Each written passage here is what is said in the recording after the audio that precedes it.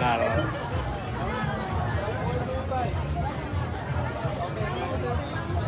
crom là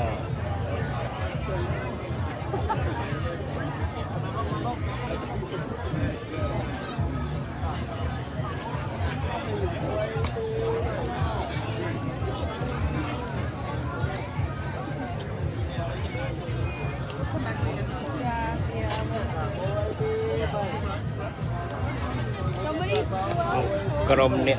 là rồi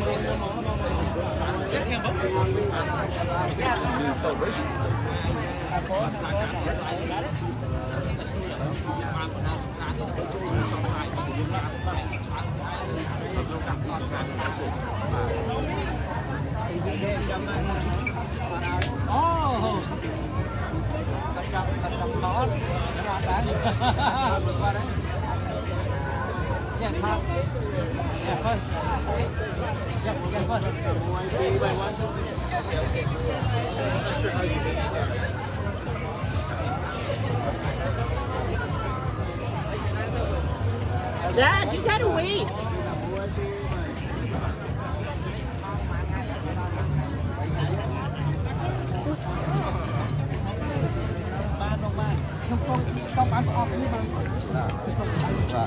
Cho ba chúc con quốc pin của mình.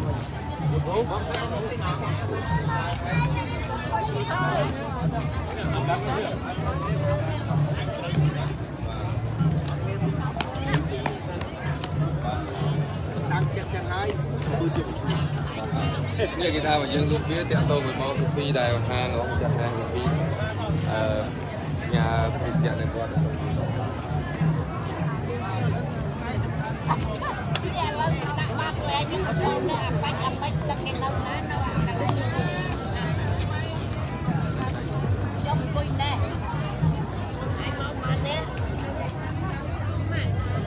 anh xuống sang mấy thằng ăn màu đây chứ anh nhóm kho tao anh nghe mấy nhà anh còn đâu kho tao đã phải không thấy chăm cuộc đi ê mày không thấy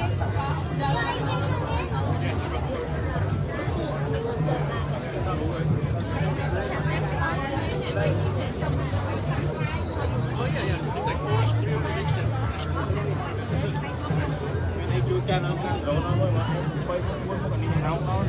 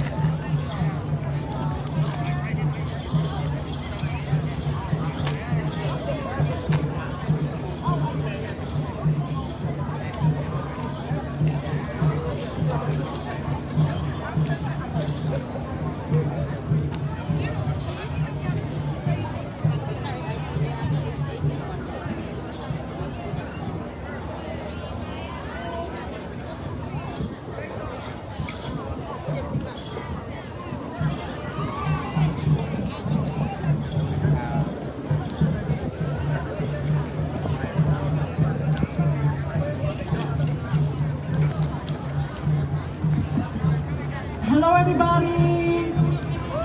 hello ជំរាបសួរបងប្អូនទាំងអស់គ្នាយ៉ាងម៉េចដែររីករាយទេថ្ងៃនេះសប្បាយទេបងប្អូនទាំងអស់គ្នាអត់ឮសំឡេងសោះ hello anyone there welcome to the social stage this is Long Beach Songkran 2025 run by our council Miss Suli Sara give it up for her បាទសង្ក្រាមយើងគឺរៀបចំមកដោយរីករាយរាល់ឆ្នាំនេះក៏ដោយសារតែមានការចូលរួមជ្រោមជ្រែងយ៉ាងអស់ពីចិត្តពីថ្លើមពីចៅសង្កាត់លេខ6របស់យើងគឺអ្នកស្រី Suli Saro បាទ Yeah, give her one more hand of applause everybody. Alright you guys, my name is Supa. I will be your MC along with Bong Narik right here and our other MC is on the way because parking has been a little hectic. But thank you guys for showing up today. Raise your hand up in the air like this. Thank you, my people. All right, I'm going to be singing the national anthem, Americans. Please stand up for the national anthem. Thank you so much. បាទឥឡូវស៊ូគាត់ super គាត់នឹងច្រៀងចម្រៀងជាតិរបស់អាមេរិកសូមបងប្អូនដែលអាចក្រោកឈរបានជួយក្រោកឈរទាំងអស់គ្នាបើមិនអាចក្រោកឈរបានក៏ជួយក៏បានតែយើងគ្រប់ព្រៀងជាតិរបស់អាមេរិកទាំងអស់គ្នាបាទ Yes, and do you like my outfit by Yesamari?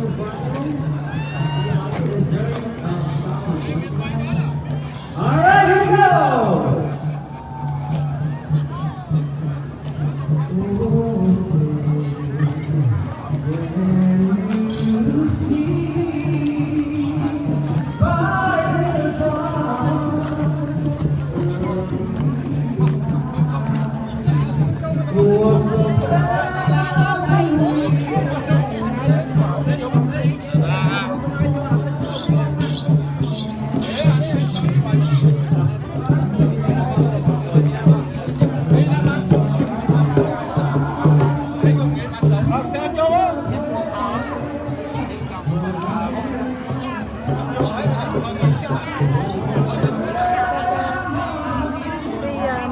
The food behind the stage, okay?